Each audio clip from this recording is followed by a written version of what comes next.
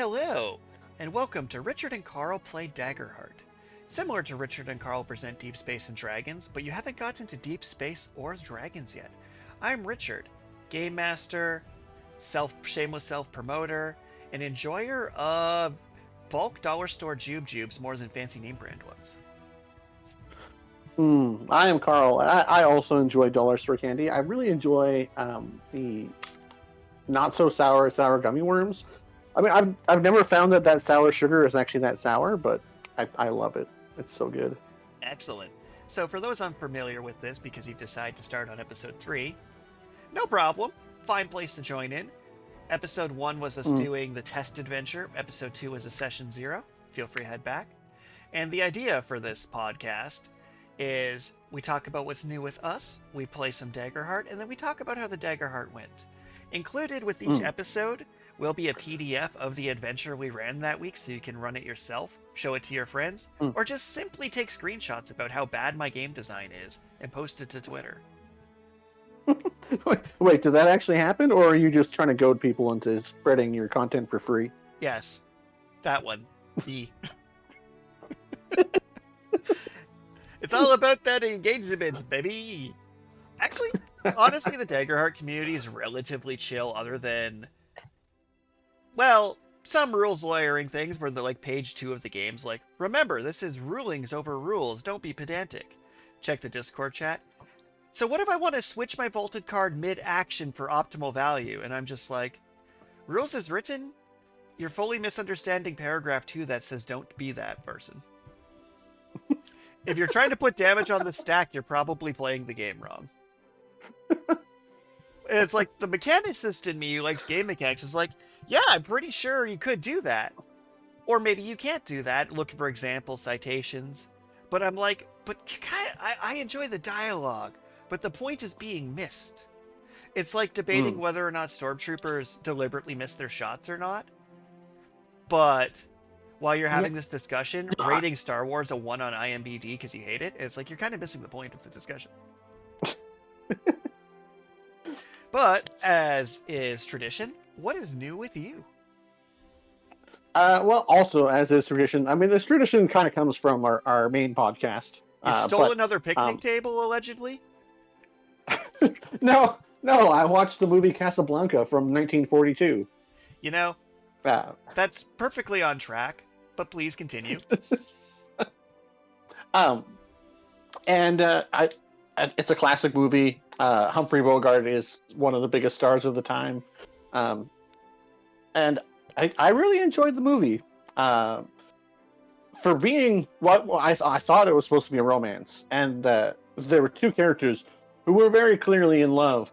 But there wasn't actually any romance. I mean, and I found that a little bit tends odd. to do that. Where noir likes to dance around romance without actually having it. Yeah. In any event, TLDR, Casablanca is a very watchable movie. It's in black and white for some reason, which I know it didn't have to be because The Wizard of Oz came out in 1939 and that one's in color. I don't know if it was a cost-saving thing or what, but or maybe Humphrey Bogart has a horrible blemish that black and white hides. I'm not sure. It's kind of funny because I'm immediately thinking that new, Marshall King manga where it's like, yeah, we put in color, but we're mostly black and white. I'm like, that looks really cool when you do it well. But he kind of overdone it. It's like lost some of its pizzazz because like it was really good when gold was the only color. But now it's like doing blue isn't this. You had a style going. Like how Sin City's like, look at us, only use like 3 colors on this thing. Well, and I bring up The Wizard of Oz, and they actually did deliberately use color. Like this, the first portion of the movie is in black and white, and when she gets like picked up by the tornado, and then becomes color when she goes to the magical land. And color was a big thing about the movie in general. So, I mean, it makes sense that The Wizard of Oz has color. I'm wondering, I'm a little bit curious when I see a black and white movie that didn't have to be in black and white, why they chose to go that way. Money. Probably. In any event. So we're in the year 2025 for people listening to this in the future, right? Mm-hmm. And color ink still costs more and color printing still costs more. So I have to imagine when you were filming Hmm. Casablanca, color film must have cost more, right? Hmm. So, like, when I say because Yeah. money, I don't mean in a sassy way. I mean literally, those had to have been newer, more expensive cameras shooting on newer, more expensive film. Yeah, that's probably true. In any event, I mean, there's a good, like, 15 minutes at the beginning, which is narrated at you, which I would have preferred to have been shown instead of told. But once you get through that, the rest of the movie is actually it's quite a good movie. I Excellent. liked it a lot. Uh, but so then the other thing that's new with me is I've just been picking up random series on Webtoon, Fair. and one random series that I picked up is my best friend is an eldritch horror. That's a great name. Yeah, I was enjoying it, and then it was like, oh, it's based on a novel, and so I searched it up, and it turns out I'm sure there's plenty of examples, but it turns out this is another novel series that started on the website Royal Road, which people who are joining us this podcast from our other podcast might recognize as the website that hosts Paranoid Mage. Yes. Which I found amusing, and I started reading it. Turns out he only has the first 5 chapters, and the rest you have to actually buy the published books on Amazon, which I'm so tempted to do because I have so far really enjoyed the webtoon version. But when I read through Paranoid Mage on the webtoon, I found that the books, understandably, have a lot more depth and are just more well-rounded stories. So it's like I really want to read the books for this Eldritch. My best friend is an Eldritch horror series, but I might, for a while at least, wait until it comes out weekly on Webtoon. Reasonable and fair. But what's new with you there, Richard? So, I started the summer strong being a functional adult, because I haven't had a summer vacation since I was like 16, which is about a billion years ago. Mm-hmm. So, like, for the first month, I was still putting on dress shirt, dress pants, button up, sitting for my meetings, waking up in the morning early, clocking out at 4, being a functional adult. Mm-hmm. Fast forward 2 months later into summer, and I was up till 4 in the morning playing Final Fantasy X. And Which surprisingly has no lightning volcanoes. which surprisingly has no lightning volcanoes, but does have a dodge lightning minigame. And like, it holds up really well, like, because part of when like Daggerheart came out is I started going through a bunch of JRPGs to like see what mechanics are good and bad. Like, this is I justify it as research, because with my school job and my ghostwriting contract, and I'm like doing game design research and stuff as a hobby, creating like an infinite loop of procrastination, where if I'm always procrastinating doing something useful, then it's progress. Right. So, what's new with me has largely been like, if I don't go out for a walk, I end up staying up till like 4 in the morning, but it's like a billion degrees outside. It is summertime. It'll get hot around this area. Yeah, so I have a sunburned forehead right now, but nothing else on me. As I've slowly devolved into a gremlin. And it's like pretty optimal because, like, realistically speaking, there is actually no reason I can't be racing chocobos till 4 in the morning. That's kind of the curse of being a freelance writer, is it's like, yes, I can just write for 24 hours in one day, pass out, and then spend the rest of the week slacking. I have that ability, but I shouldn't. I should try and stay structured, because I have grad school in the fall, and it might hit me like a sack of bricks to the face. That you do. So, what's new with me is largely just chaos gremling about, like, I don't think I've had a summer where I didn't have, like, a full-time job since I was, like, 17, 18 years old. So it's kind of wild to be like, huh, I finished my work for the week in 2 days. I guess I'll enjoy life? Huh. I guess I'm just allowed to do that. The entire point? Wasn't that the entire point of your education, was to be able to have a career that would let you enjoy your life? No. The entire point of my the entire point of going back to school was COVID happened, which meant I went from manager to dishwasher overnight, and I was trying to stall out until the world got less wild. So I went to school to get a degree, but what it was in didn't really matter to me. I just assumed it would give me office to a chair and a desk job. Right. So it's actually a plot twist that my education is turned into my job. I wasn't expecting that. I was expecting to be lower middle management at a firm somewhere doing invoices or social media copy. The part that I actually got to do what I went to school for was just a pleasant surprise. Because I literally went to school as a way to funding myself when work became unstable. That makes sense. I mean, I am also in crushing student loan debt, but that's a problem for future me. The solution to stall for that is to do more school. And just be a professional student. Pretty much. And then I'll talk about this a bit more at the end of the episode, but I had my 3 weekly/monthly in-person D&D group, so I got to test this adventure on them in advance. But, Right. And so what's new with me, but it's also directly relevant to this topic, so I'll probably put that on the back burner. But I will mention that 3 people showed up with Krispy Kreme donuts. Because I, for the first time in a while, had enough surplus income to actually bring something to board game night. Because I pretty much just come up with a basket being whatever food we don't eat, it's fine if that chicken wing has a bite out of it. I'm a student. I can probably turn into soup or something. Right. So it's definitely it was amusing because there was a Krispy Kreme attached to the train station. So when I saw there was already 2 boxes of Krispy Kreme there when I brought mine, I'm like, oh, everyone got it from the same place. I see how this happened. No, they went on an hour-long adventure on the weekend to a different Krispy Kreme to acquire these donuts. Okay. So it's the knowledge that they had to work hard and try to acquire the thing I just casually got on a whim amuses me far more than it should. Yeah. So yeah, and also I guess the last thing new with me is I was late for our recording session because I was trying out a new pork bolognese recipe. So I've gotten into my slow cooker has a saute function, right?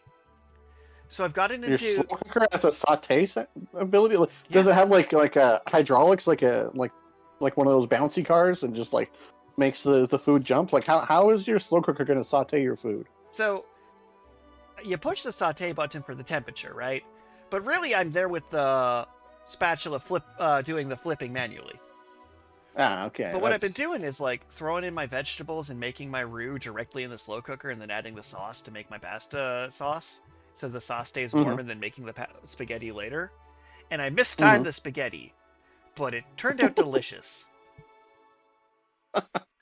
So yeah. You did mistime the spaghetti. I even showed up a little bit early because I thought there might be some technical stuff we would have to go over, but then nope. I mean, pasta. The technical stuff can still hit us. Part of why we're recording this is to let other people know what not to do through our personal errors. We did get caught on getting critical hits wrong, and I found that so amusing that I actually got caught on that, because that means someone listened to us ramble for 2 hours to find my error. So all the power to you, loyal listener viewers. Oh yeah, one other new thing with me that's kind of game related, but not really. So, one of my catchphrases I like to say is, picture it, imagine it, paint it in your mind type stuff, right? Okay. I have an acquaintance that actually physically can't picture things in their mind as part of their neurodivergence. They can't picture images in their mind. Okay. So I was like, use your imagination. She's I literally can't. I have a doctor's note. I'm like, oh no. Right. Not everyone can make 3D images in their brain. Oops. I guess miniatures are an accessibility feature now. Yeah, right. So I go and set up the miniatures with the little gemmy things and the little standees. Be like, when I said imagine it, I forgot that's not actually universally applicable. Huh. They're pretty sure the rest of us are just lying when we say we can picture things in our head. It would be an easy lie, by the way. If people are just like, oh yeah, I just imagined this beautiful sunset. It's like, how can you prove they're full of it? You can't. Oh, somewhat game-related topic. Nice. So you have tasked me with creating landmarks, and the first two that I've made have been to your liking. Um, but I'm trying to think of something else creative and unique, and I'm stuck on rainbows for no particular reason. I respect that. But I was reading about why our rainbows arcs, and apparently has to do with the angle that the light reflects, and whatever, blah blah blah blah. Yeah. But then one article was like, yeah, rainbows don't actually have a physical existence. They're like purely mental. That's like they don't exist until the light beams hit our eyes. And I'm like, ooh. Yeah, kind of on that note, I had a player ask me a question that required like actual research. So the weeks are 7 days of daylight, 7 days of nighttime, right? Mm-hmm. Does that make solar eclipse more or less common? Huh. Right? Well, I mean, one would assume that the moon cycles would be also 7 times longer, but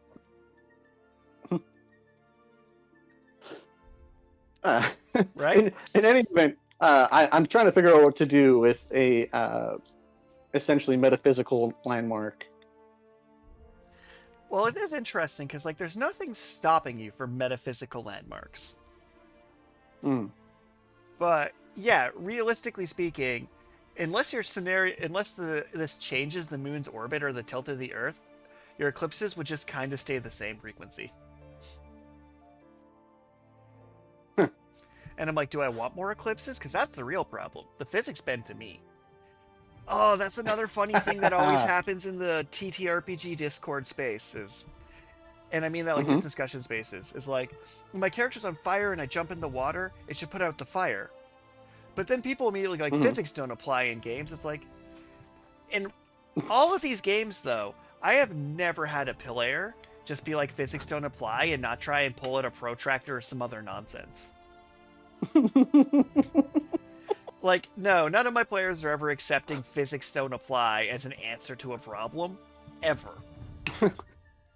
Never will that work. Like, I can't, like, I jump in the water and put out the fire. I can't just be like, no, because the game rule said no. Yeah, that would be weird. That would just be poor form. But I digress. Are we ready to get into this game? I think so. Do you have your character sheet, and is it level 2? Oh, I was supposed to level up. Oh, all right. Yes, you should be at level 2 to help balance the fact that you're one person doing a multiplayer campaign session. Okay, so let's give a recap for our camera. What is the name of your character, your class, and your appearance? I am Leroy Von Wolfholm. Nice. I am a highborn human ribbit hybrid. My class is Rogue, my subclass being Nightwalker. Excellent. And I believe the description appears mostly human, with anime-esque giant eyes and possibly hidden webbed toes. Where did we land on that, my friend? I mean, nowhere in particular. I hadn't really... Okay. The main thing is that as far as humans go, he mostly, flies under the radar. Everyone thinks he's just human. All right. Edit character. All right. Now let's see. So when you hit level 2, your proficiency will go up 1, which increases the number of dice you roll when everything calls for proficiency. Since unlike 5e proficiency, they decide to foolishly use the same name for the number of dice you roll for damage effects and occasional spell effects. That was a poor decision. Okay, so I get each of these 4 things. I get to create an experience. Yep. I get to increase my proficiency. Correct. I get 2 level up options, and I get to choose a new domain effect. That is correct.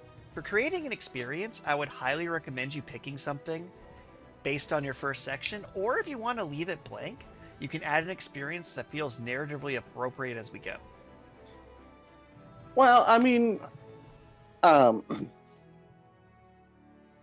Amateur gardener sounds like a good I am good so experience. happy you said that, because I was about to suggest, based on session 0, gardener would be something you've proven quite skilled at.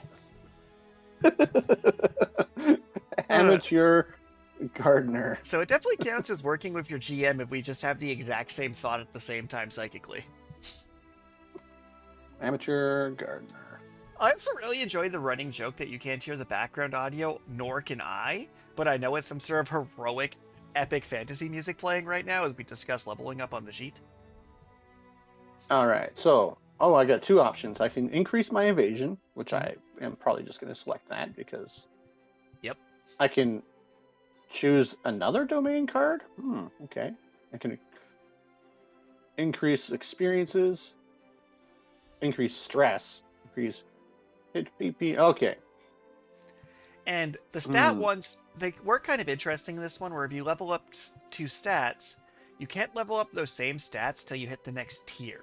So it's like if you level up finesse, you won't be able to level up finesse again till around level 5, I think. Well, I'm trying to go with this stress build, so I'm gonna gain in the stress slot. Interesting. You have a vision, and I'm happy to help see it through until you die mid-session, and then we have to flash make another character, and that's what the episode becomes. That's actually how I have this planned, by the way, is if you just die completely during our actual play, we just stop and build another character. Okay, so I feel like this deft deceiver might be a good one. Yes. And to hope to gain advantage on a roll to deceive or trick. Although let's see.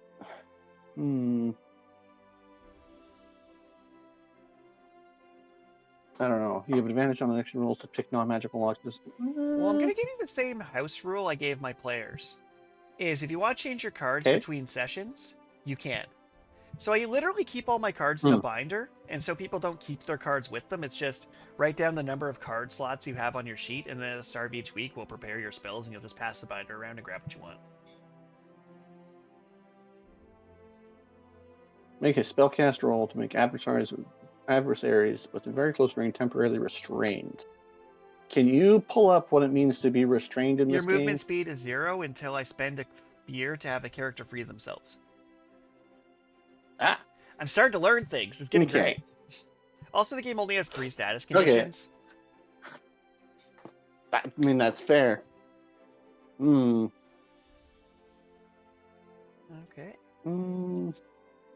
Well, I think... I'm just going to go with the Tell No Lies. I'm going to take that one. And now I am level 2. Beautiful.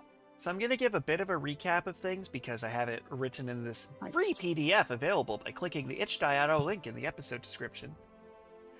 Although it does say pay what you want, so if you guys are enjoying this content, give us money. What? Wow. You know, one of these days I'll be good at self-promo. Alright. So. Yeah. Alright, we've done session 0 and made the characters. This is just a fast refresher, so we can jump right into the story from this part. Okay, wait. I gotta pull up my journal. I wrote down a note for Fane Wraith, but I actually do. There were 2 other important characters. One of them was my benefactor, who was named Ed or something. Yes. Edwin. I don't know. He goes by Ed. Benefactor. Ed. And he is the leader of this no man's land outpost between the 2 warring factions. Yes, he's technically a king, because there's an emperor and a bunch of smaller kings over different fiefs. Kind of like a warring state situation. King of a neutral fiefdom. Yes. I believe we named it last week. Did either of us think to write that down? I assumed that you had that written down, since it should be in your little adventure book, but... No, it says here, ask your player what you would like to name their keep town. So, what do you want to name it? You said a name You said a name and I did not. Oh, wow. What do I want to name it? Yeah. Hmm. And if any eagle-eyed viewers are like, no, he already called it this. That was the name of the neighborhood he was in and not the Keep Foley. Okay.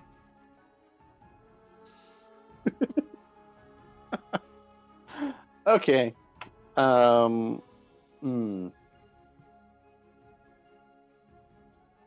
Well, I'm all about Gred, the minor deity of shoes. Ooh. So let's call this fiefdom. We'll call it the Cobbler's Cove, Ooh. Cobbler's Cove. Got it. known as the Cobbler's Cove. I actually wrote it down this time. All right. So to Um, give the crypt and then brief title. Oh, the go ahead. sorry, the other important character is the spymaster. Yes. Krill Dern. Who's Grell Dern. Krell. Kreleil. Kreleil. Yeah. Dirn. Dirn. Is that all one word? No, there's a space between Krill and Dern. Okay, Krell Dern, the spymaster, Excellent. who So, has leased out my skills to investigate. okay. Thane Wraith. So, And Thane Wraith is attempting to steal the other eye from the owl that caused the infinite summer, right? as long as you're, as far as you're aware, yes. Okay. Hey, sorry. I realized that I didn't write down those important characters and and locations. I was like, that kind of works as a sort of recap. Oh yeah, I had most of it in a box text I was going to read you. But I mean, feel free to read your little text box, I suppose. I don't know if I want to anymore.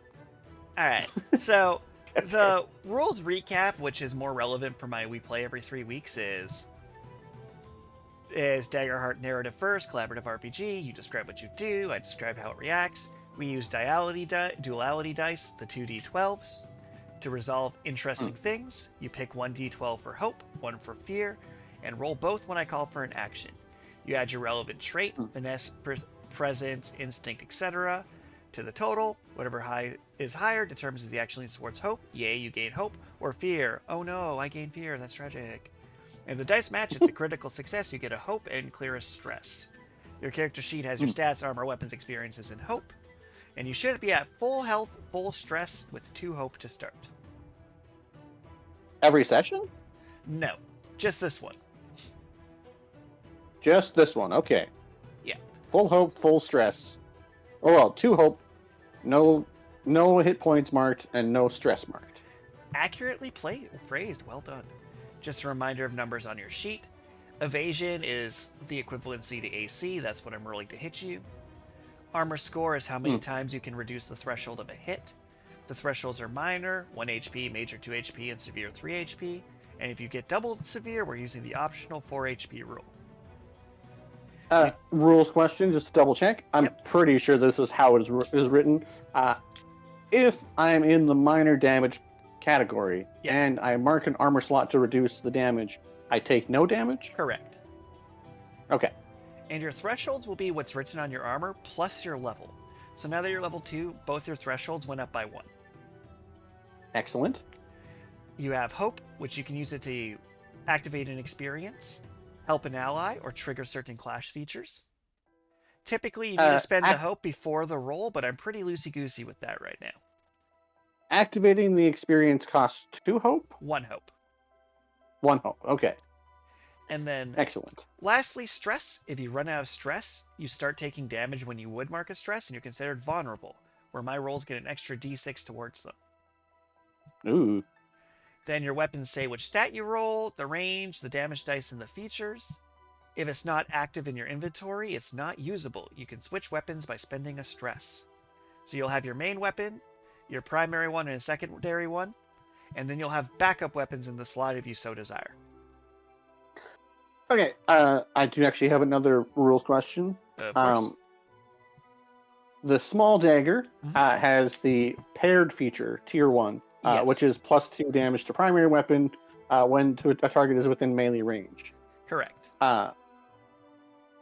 It doesn't matter what the primary weapon is, I just get that +2 bonus, and there's no like roll or anything to it? Correct. So the theory is to replace dual wielding, because you only really get one action or roll anyway, is that's to represent you quickly stabbing with your offhand dagger or throwing your offhand dagger. Right. So in this case, stabbing, because it's limited to melee range. But yeah. So like, if you want to say, oh, I swing down my broadsword and then quickly stab them with my knife, or if you want to be fancy with it, be like, I use my primary whip and then using paired, I use my shoe knife to kick them in the stab. Yes, kick them in the stab. I'd probably allow it. The main reason I ask is because, for whatever reason, D&D 5th edition has a disadvantage for being too close to someone when you use a ranged weapon, where this system doesn't appear to have that disadvantage. You Correct. just make your attack as normal. And so I was just double checking that if I am using a ranged weapon at melee range, if I would still get that bonus. Yes, and I encourage you to be like, mention out loud I'm using paired, and be like, so as I shoot, I also stab you. Feel free to have some fun with it. Yeah. Got to embellish a bit, for sure. All right. And the last part of the recap is that the combat is no strict turnover. You say what you do. We build the moment together. If you attack, I tell you if the target's in range. Roll your action, roll your damage. If you fail or roll with fear, I get to make a GM move. Sometimes there's optional bonus rolls where each player has 3 tokens to take actions, and once they've spent all 3, it refreshes, so that way if someone does 3 things, they then get to sit there and wait until everyone else gets a move. Doesn't really matter for us, but I figured I'd say it aloud. Right. All right. 2 last pieces of recap and we're good to go. So, Fainwick is a is a cursed tangle of forest, bog, and petty gods. Most too weird to trust and too small to ignore. Locals called wicklings are tough as old roots and convinced their way is the only way. They managed just fine until Haven got sick. Haven, the no gods allowed empire, killed a god, built a city on his corpse, and mined him for power. Somehow this backfired. The dust turned into the serpent sickness, a creeping petrification plague. The only cure? A rare red flower that grows in Fainwick fields. One in many, many, many. So of course, Haven invaded. While they're at it, stole the reaping eye of Nakada, the goddess of balance, and now Fainwick's stuck in an endless spring. No decay, no death, just overgrowth, swelling beasts, and vines that don't know when to quit. Officially, you serve Haven. In practice, you answer to Lord Eldrick, or Ed for short, a shrewd border warren playing both sides to keep the peace. But you're not just a peacekeeper. You might be the only thing standing between a plague-ridden empire and a forest that's growing wilder by the minute. So the first question I would have here for our eagle-eared viewers is the name of your keep, which, at this point, is Cobbler's Cove. And I'm going to immediately use a house rule to anger our fans that are rules as written purists, because this is what I use for my home game. You can earn an extra hope by telling me what events that happened in the last session were most important to your character. What events that happened in the last session that were most important to my character? So a character point of view recap, if you would. Home of the cure to serpent sickness.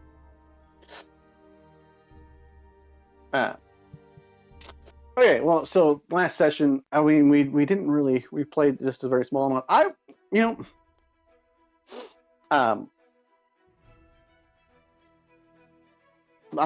feel like this character is becoming somewhat of a botanist, entomologist. I think that's insects, but yes, yeah.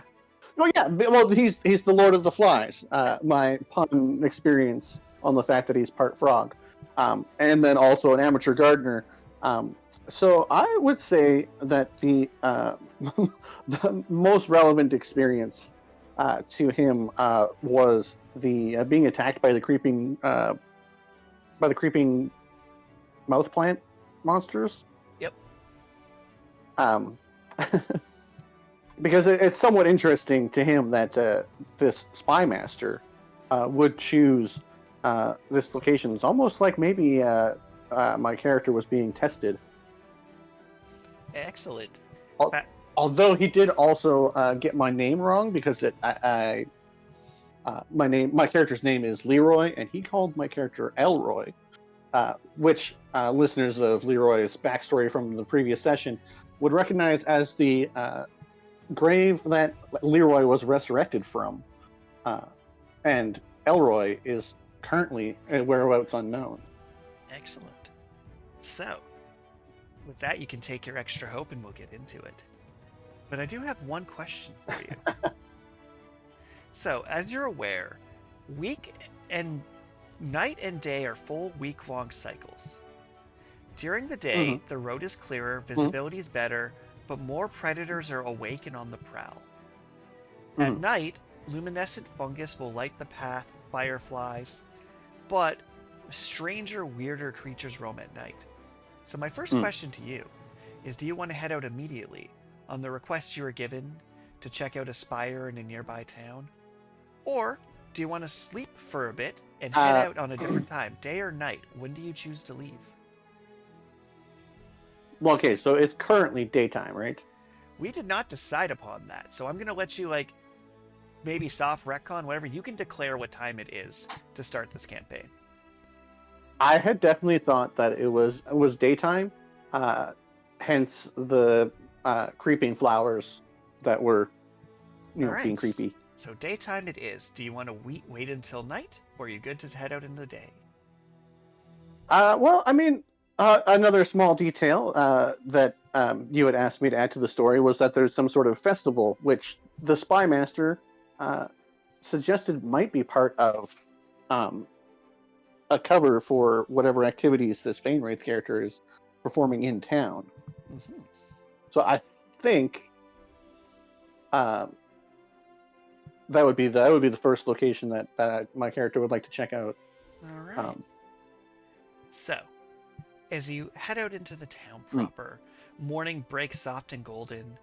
You wake in your room, scent of spiced bread, breakfast, and you do recall, though, that yesterday, when you met with Ed and were given the map and the instructions to check out a spire to the west that's holding back the sickness, the flames and report, the idea that the barrier protecting a nearby town may be going down. But before you head out, you would like to check out this festival, is that correct?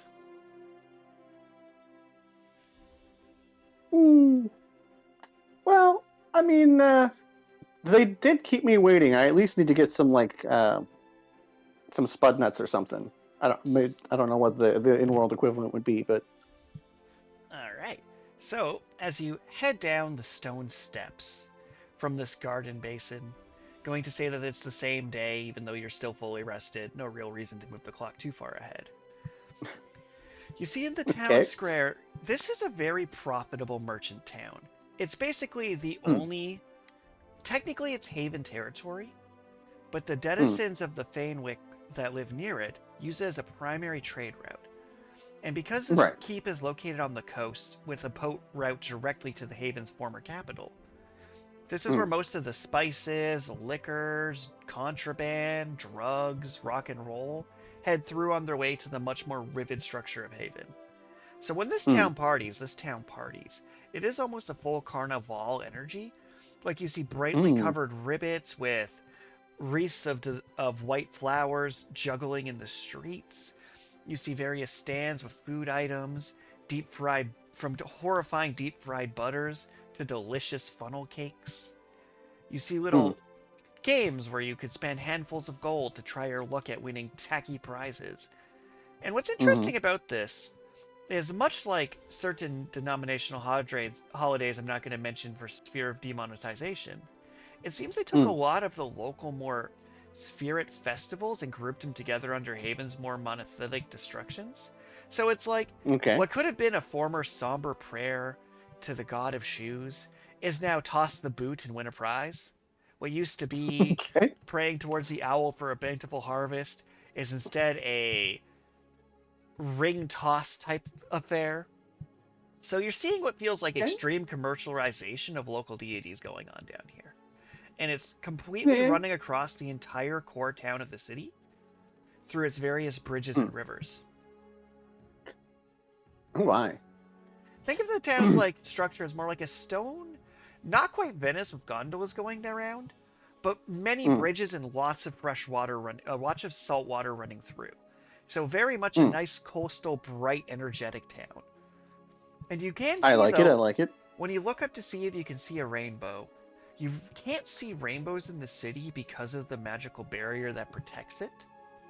So it's kind of like looking up and seeing like a dirty plastic bubble around the city, so it kind of mutes the colors a bit. And they've kind of compensated by painting things in really bright, prismatic tones. And as you're just kind of taking in the sights and sounds, what would you like to do? What is calling to you at this festival?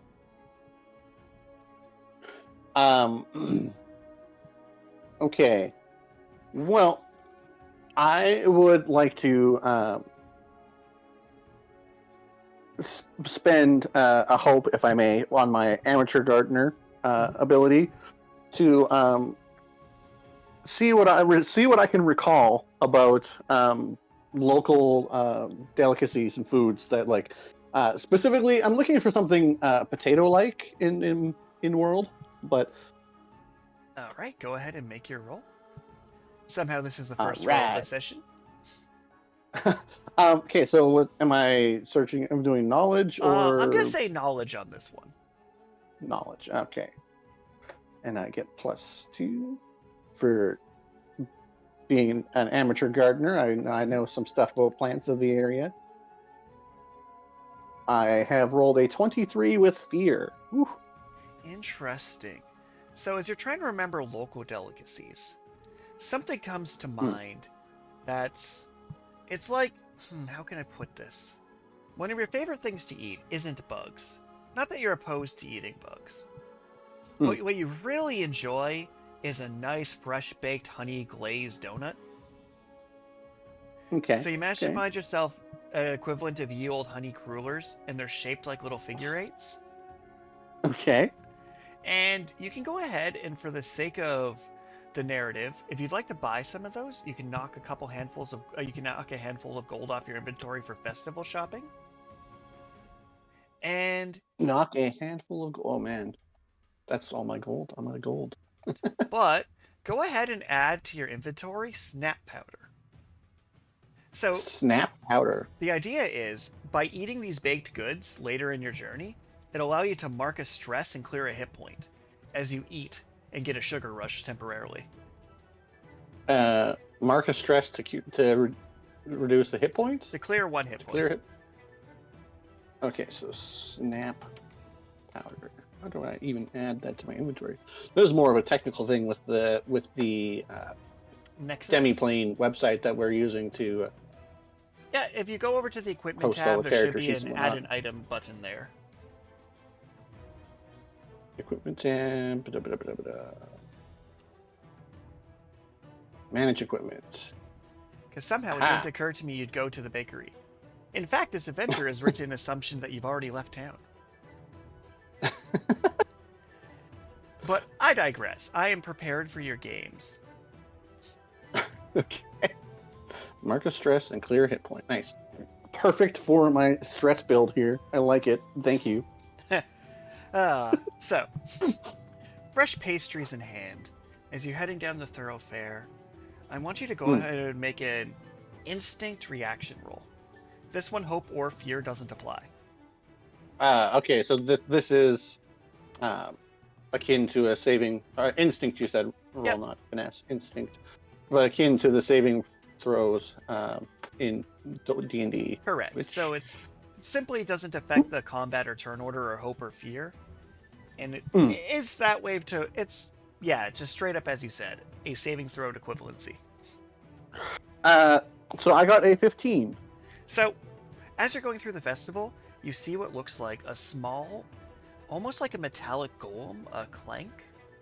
He's a slightly yellow color, big eyes, and his hand halfway into your coin purse trying to pickpocket you, but there's no money there. And he looks kind of defeated. Hmm. And Okay. you feel like even though Clanks may not naturally age, this does look like it was designed to be a 12-year-old. Not really sure the logistics here. Hmm. So just a little above board, because your character would know this. Clanks in this setting come in two main varieties. There's the Haven-built Clanks, which typically involve taking minor deities or spirits and shoving them into metallic frames to do tasks.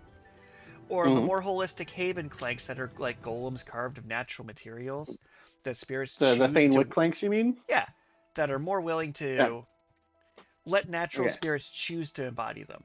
So this was built for a purpose, this type of Clank, and the purpose seems to be robbing you. But picture the face of Teeny Tim from Futurama. Sorry, Tony Pym? Tinny Tim. So picture like a Charles Tinny Dickens Tim. sad orphan boy robot. Okay, so he's definitely a humanoid robot. Yes. That's good. That's good. Okay, well, I don't actually. Ooh. Well, no. Okay, so I was. What is in basic supplies? It's just basic supplies. Like I basically just have like rope and. And you're assumed to have basic adventuring supplies like food and a tent and what have you. Yeah. Okay.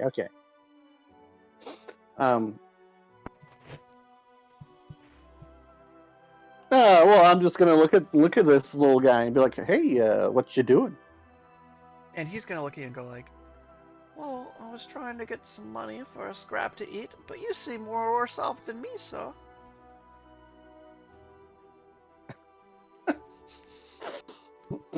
Well, I've seen better days. It's true.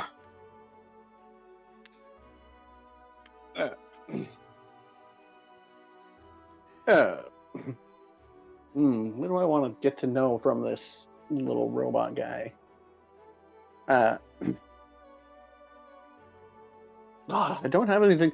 I wish I had something to give you, but I spent my last money. I already spent my last money on this stupid festival. Lost it at one of those little carnival games. It's kind enough if you just let me leave, sir. That would be very charitable of you.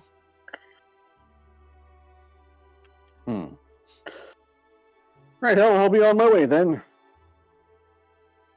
And with that, and I guess you made a friend to leave. of sorts. So as you head down the thoroughfare to like the stables, you are waved down by what looks like a Haven soldier who absolutely has to work today and have the facial expression of someone who's a security guard at Carnaval who doesn't get to enjoy said Carnaval.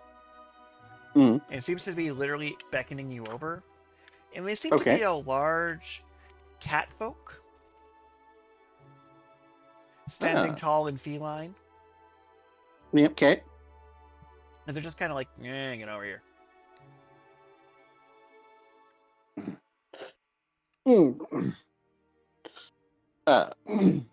Are you the passage which... sorry, I gotta look up... Are you the passage which Karl set up for me? Here's your payment. He like throws a bag of gold at you. Ooh, I get a bag of gold. Worth 10 handfuls. Nice. And the Qatari goes, Krill gave you a cart, gave you a bag of coin. You're supposed to write your expenses down and you can get reimbursed later. Very good, very well. Cart's yours, full of supplies. Good luck to you. And they have an expression of, they're happy not to be you.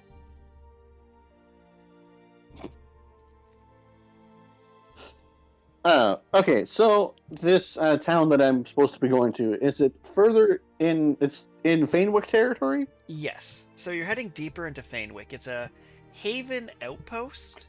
And from some little snooping around and a bit of your background, picking up details, it is effectively to call it a town is charitable. It's more a military fort with farms around it. And you know how cranberry bogs, you like flood the cranberries so they float and then you scoop them? Yeah. It's kind of one of those for crimson bloom lilies. Huh. All right. Well. So, my first question is, do you want to travel by cart or by foot? Cart will probably cut your travel time in half and carry supplies. Well, I'm definitely going to travel by cart. So, what creature pulls your cart? You tell me. Oh. Well, just to be quick off the top of my head, I'm going to say that it's a Hippobear that pulls the cart. Got it. So, as this horrifying Hippobear-like domesticated creature, possibly the most deadly animal imaginable, if it wasn't a smaller domesticated... It's like the mule of hippo bears. A full-size hippo bear, if you took an animal with the size of a hippo and the build of a bear and the temperament of a hippo, would be truly terrifying. But this is like the mule of the hippo bears. It's about the size of a large horse. It absolutely could murder a bandit, though. All right. So. But once I'm out of view of that Qatar guard, I want to use my uncanny disguise ability to take his form. Ooh, no issue at all. You're definitely gonna jock that style. All right, so I mark a stress, and now I am disguised until I take 2 actions. Excellent. So, as you head out under the blistering sun, the trail marked on your map is pretty overgrown, but it's clear enough. Like, enough carts go through that it's like you can almost see like the vines already trying to reclaim the trail. As soon as you go out through that bubble, you feel the heat on your skin. The twitching roots, and like you swear you watch some of the nearby flowers blink with their crystalline growths in them. Ooh. And as you begin to head, are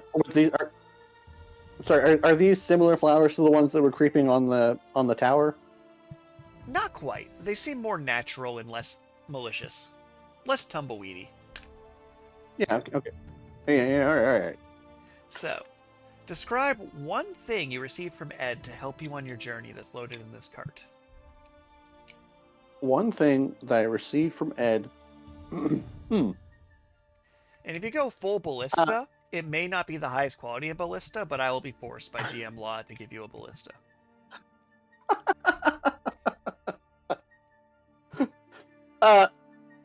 No. I'm going to say that he gave me a dossier of the who's who of this town that I'm going to investigate. Excellent. So as you begin to head down the path and you travel through your journey, your first day is relatively uneventful. And you start heading into the second day, and since there isn't like a set day-night cycle, it's more like your first 12 hours before you felt the need to take a nap. But right. Somewhere around day 2 or 3, your cart starts to shudder, slows, and then roughly groans to a jolting stop.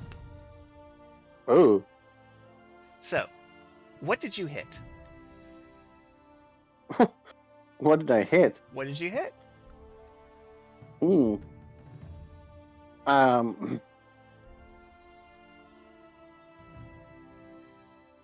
Let's see. I would say I hit. There's a small patch of rocks hidden under the underbrush that kind of jolt the cart a bit, and then just past the rocks, there's a soft spot in the dirt that's also hidden under the underbrush that my cart sinks into. So, as your cart sinks into effectively a gravelly sinkhole, this crisis may actually have been a small blessing. Because now that your cart's halted, you hear it faintly in the wind. Steel screams and roars. Looking around in the distance, you see a thin line of smoke rising steadily into the sky. It's curling like a finger. It's distant and it sounds bad. You know the town you were originally heading to, Nernwihr, was about, at this point of your journey, about 8 hours away. And it's just far enough in the distance you feel like that's where the sounds are coming from. You feel like that's where the smoke is coming from. And I'm dramatically setting a D20 on the table with a 20 face up. So picture a Magic the Gathering Spindale dice. Yeah. It's sitting at a 20. Okay. This is tracking the worsening crisis that's happening there. Oh. So, you have a broken cart, and you know some chaos is going on. The choice is yours. And just to give you a bit above board information, you could try and fix the cart with more supplies, and you might be able to make up the time. Or you can say screw it and start running. As this is a place, as I mentioned, you can get to. Carts going through these thick, dense jungles aren't quite twice your speed. They're like a 50% speed boost at best. And it's really more about conserving energy and moving stuff, because you are driving through the brush. Right. So everything that's in my equipment on my sheet is stuff that I could carry with me, right? Correct. The cart is extra food, supplies, and had you brought a ballista. But since you brought a dossier, I feel like most of your books can fit in your back. Yeah, so, I mean, I'm going to, is there a saddle for the Hippobear? I'm going to say if you packed one, there is one. Did you think... roll knowledge for me. If you get hope and above a 10, I'll say yes. Roll knowledge. I get... Ooh, 13, but with fear. So, yes, there's a hippo saddle. You're not sure how much it will enjoy being ridden, but you did prepare for this. I'm going to go ahead and take a fear for that. The dice ticks down to 19 ominously. Well, I mean, I'm definitely going to attempt to ride this Hippobear. Right. Leave the cart behind, but I am obviously going to take my dossier. Excellent. So as you head into the distance on your Hippobear, not giving you any trouble so far. Actually, probably making faster time than when you were with the cart. You're heading on, no issues. But you do eventually come to where the bridge is supposed to be. The path to Nernwihr hugs a steep gorge, where the forest thins and a raging river cuts through the land. There's supposed to be a bridge here. There's no bridge here. Just remains of rope strung between mossy stones. And there's a narrow sandbar in the middle of the river. On that sandbar lays a small child, alone, small, still, and watching you. They're wet and curled up in the fetal position in the middle of this river. The spent smoke still curls in the sky to the west, darker. The distant metal and screams louder. So this is about 4 hours into your journey. You're over halfway there at this point.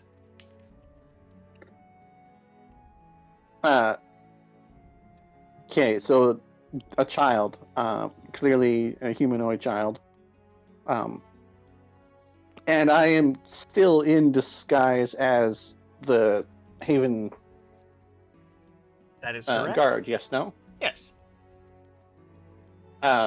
Does the child seem to be scared of me? As their eyes meet yours, they're kind of like, start waving. Help! Help! Okay. So, obviously, Haven is not the one causing, is not causing this character's distress. It's probably that they... But...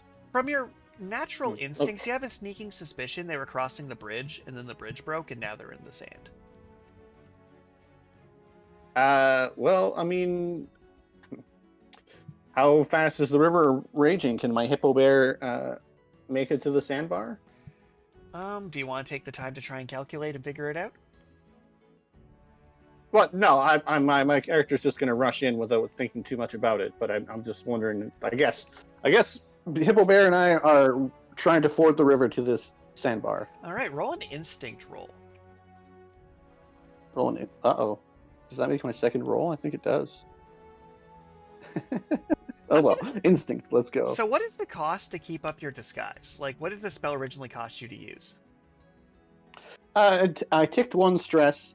and then I get 2 tokens, which are removed when I do action rolls. When I have no tokens left, then my disguise drops. I'm going to say that I'm going to only really make you remove those tokens if you're interacting with a person to stay disguised. I'm not going to count just living your life.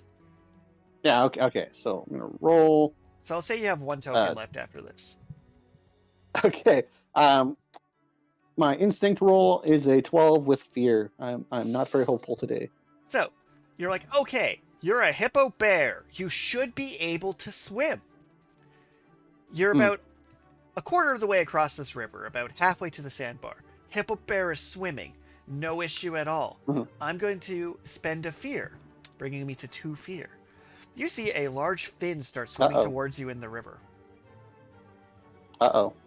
So, you're exactly in the middle of the river, and a large fin is swimming towards you. I'm going to use my GM move. The fin is about within melee range of you now. Uh-oh. I'll put the spotlight back to you. Okay.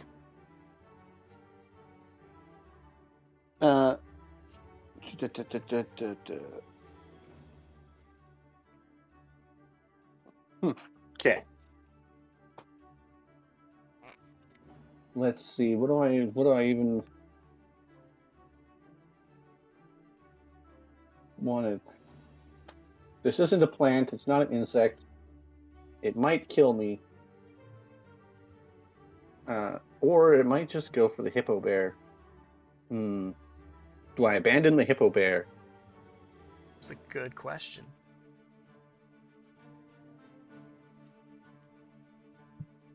Oh. Okay, so it's within melee range. Yes. And at this point, you're seeing the fin is about the size of the Hippobear. Yeah, okay, definitely not wise to fight this thing.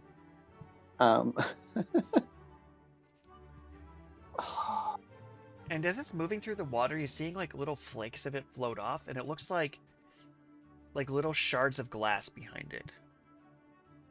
Oh boy. Well, I think I just need to... Is it going to be faster for me to just try and jump off the Hippobear and swim? Maybe. I think I'm going to have to abandon the Hippobear because I think this is danger. Danger, Will Robinson. Go ahead and make an agility roll to jump off the Hippobear to the sandbank, if I'm understanding your train of thought here. Well, I mean, hopefully that it's close enough. But yes, that is my plan. I'm going to agility plus one. Yeah, okay. I'm going to roll fearfully. I roll an 11. Whew. Okay. So as you jump off, and it's close, you barely make it. Like, you don't get all the way to the shore, you have to swim a bit. And then you watch the colossal jaws of the sea serpent come up and bite down on your hippo. The Hippobear isn't dead yet, but it is absolutely being eaten by this serpent. You would say it would probably take a couple bites to finish it off. So I'm going to use my GM move there to have it grapple and start consuming your Hippobear. But you've made it to the sandbank. What would you like to do? Spotlight is back to you. Okay. Did that use my token to drop my disguise? You can spend another stress to maintain it if you want to charge up 2 more tokens.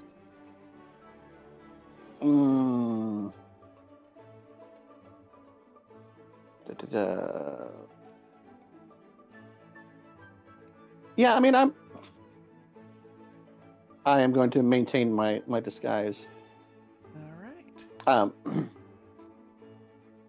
And I'm going to let's say, here, kid, jump on my back, and try and pick him up. And okay, so he's stuck on this sandbar because it's in the river. Yes.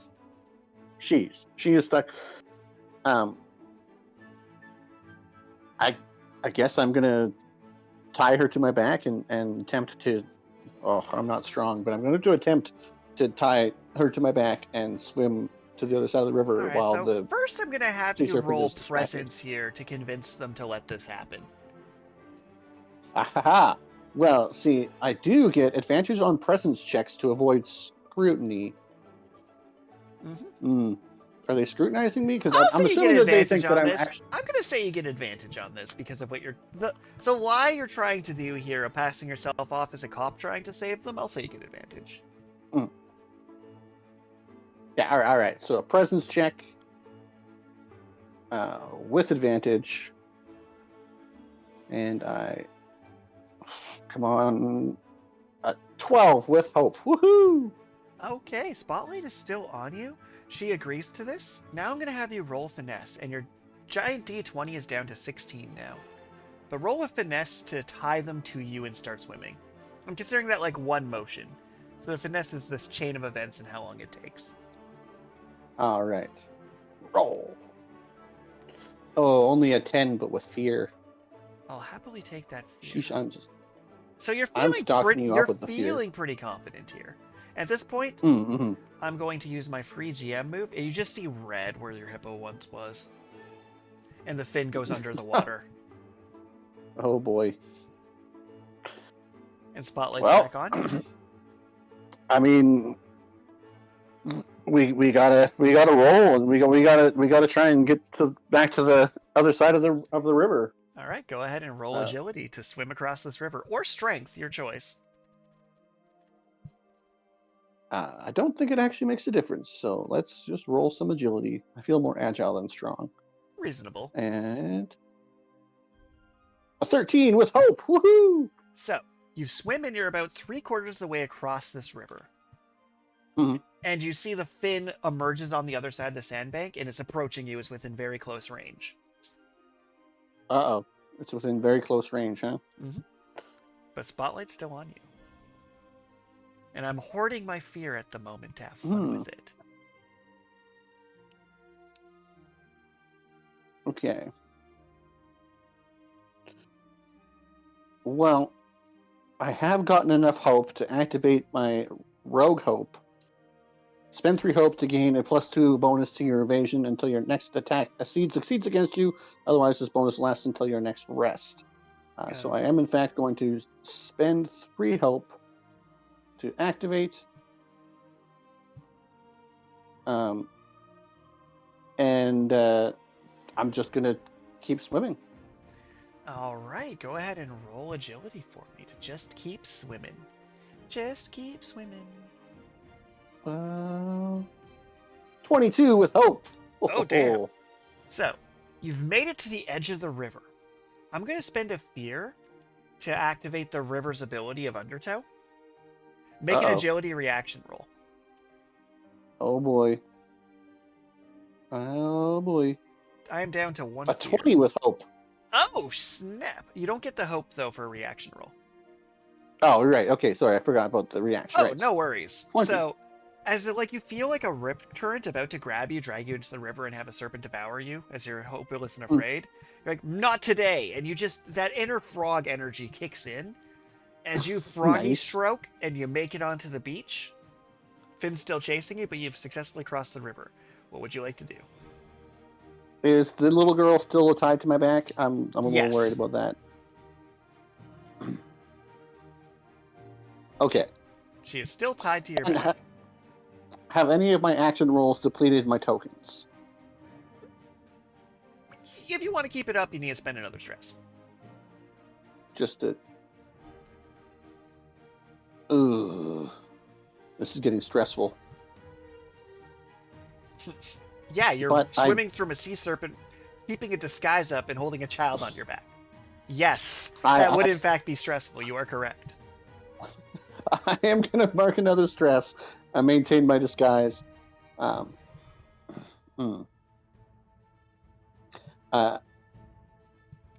guess then I gotta. I feel like we got to get away from the river a bit and maybe try and like hide ourselves in. Is there any like trees or anything nearby that we can try and hide ourselves in? Yeah. If you move to the maximum limits of your movement, you can definitely get like within the trees and roll a finesse check to try and hide. You'll probably hide better with the child not tied to your back. Well, I mean that's fair. So I'm gonna say go ahead and roll finesse to get into the trees and start hiding. All right. rolling finesse. An 18 with fear. Okay. So you're feeling very hidden. You see the fin go back into the water and disappear. You're holding your breath. You're like muting the child a bit. Mm-hmm. And at this point, the giant novelty D20 is sitting at a 13. You're out of wind, but you're no longer feeling like the snake is interested. It isn't a land snake. I think you're like, okay, good. It's amphibious. It's not amphibious. So at this point, you've pushed forward, soaked, shaken from the river crossing. The wind shifts, and with it, the scent. Not just bloom and blood, but you're feeling like an oily after smell. And you can see it now in range that the smoke is growing more, and you have a hunch that part of the field is on fire. But oh dear, you have an option. If you wish, you can spend a bit of time here and take a short rest, but it will tick down the giant novelty dice by a couple points. Or you could keep going. Right. Resting here would let you recover, but the longer you wait, the more of Nernwihr burns.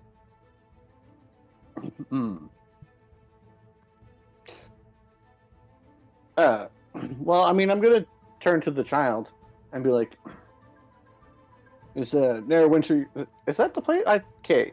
In my journal, I wrote down. You called it Nernwihr. But Fane Wraith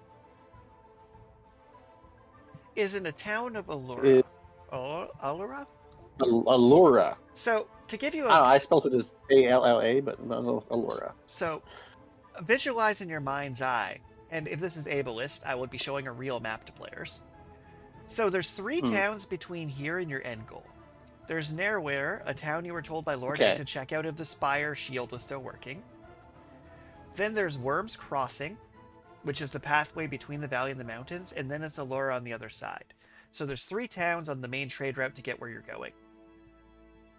This town is somewhat optional as a stop-in, but the other one's like the main border crossing. Well, it was a border crossing, and now it's just a base.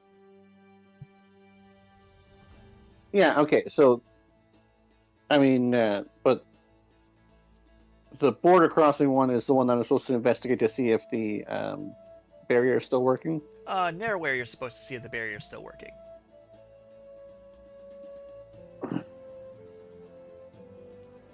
And you have the sneaking suspicion it's probably not if the town's on fire. Yeah.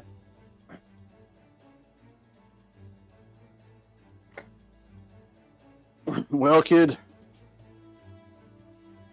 it looks like I'm heading into trouble. You coming with me, or are you going to try and find your own way?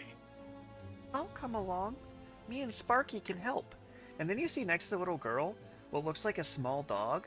And then you look a little closer, and it's a dry bones dog, like a skeletal dog. Huh.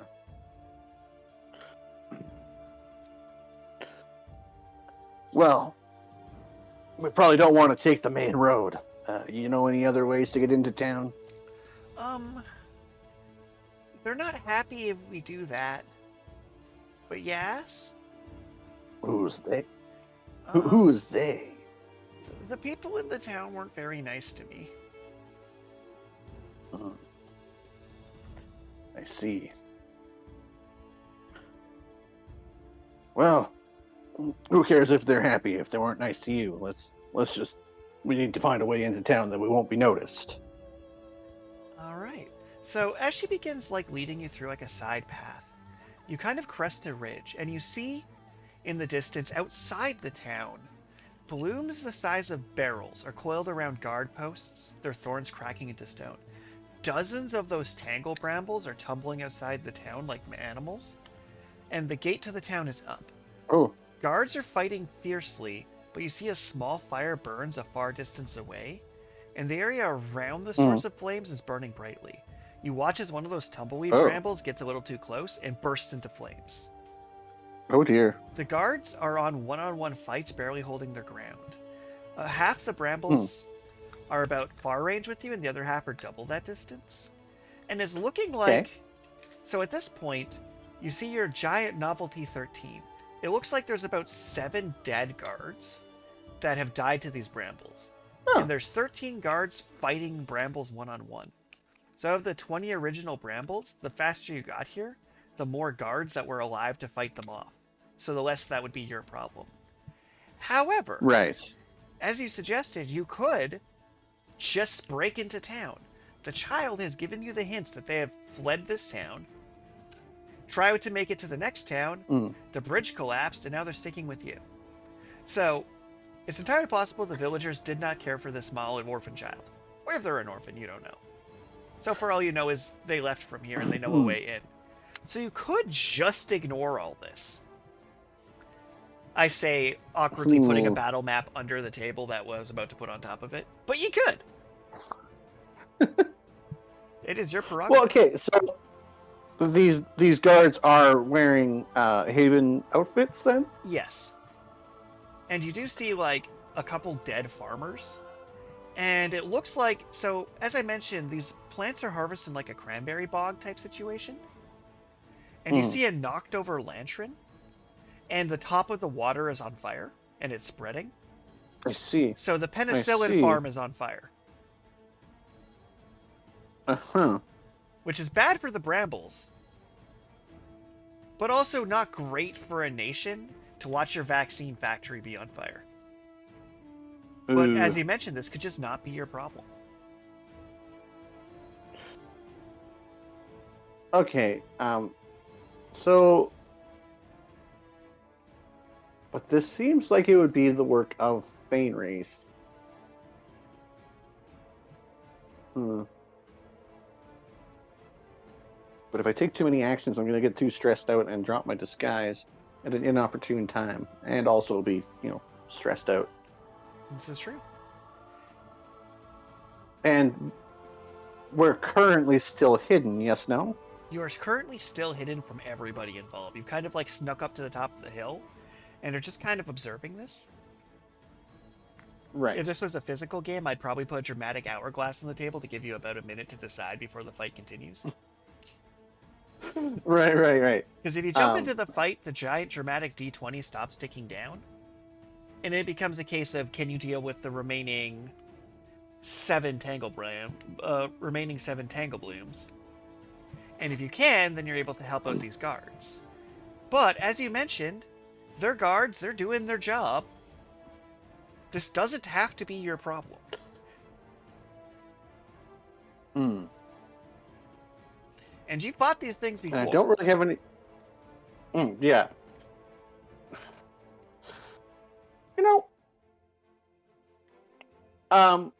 So, according to my rogue class features, because I'm hidden, I'm actually cloaked. Correct. Which doesn't actually do much for me at this point. While cloaked, you remain unseen if you are stationary when an adversary moves to where they would normally see you. After you make attack or end a move within line sight of an adversary, you are no longer cloaked. And attacks made while hidden has advantage too. And the main benefit that I get from being cloaked is that I can add 2d6 to my damage roll. So I would be rolling 4d6 plus 1 if I use a crossbow, which is a fairly significant chunk of damage. I think I could probably take out a few of these brambles.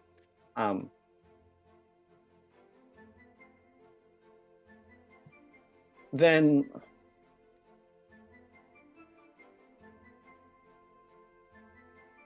I'm going to turn to the little girl, and I'm going to say, "Stay here, stay out of sight." She's going to put her hand on your arm and say, "Good luck." And you're going to feel some warmth go up your body from that, and you have advantage. You have +2 to whatever you do. Well, I mean, I'm going to making sure that I end my move out of line of sight of any of the brambles that I can. No issue. So about half of them are within far range, and the other half are very far. So of the 7 brambles, 4 of them are within far range, and 3 more are past that. Because you actually made really good time on that river. I am going to just.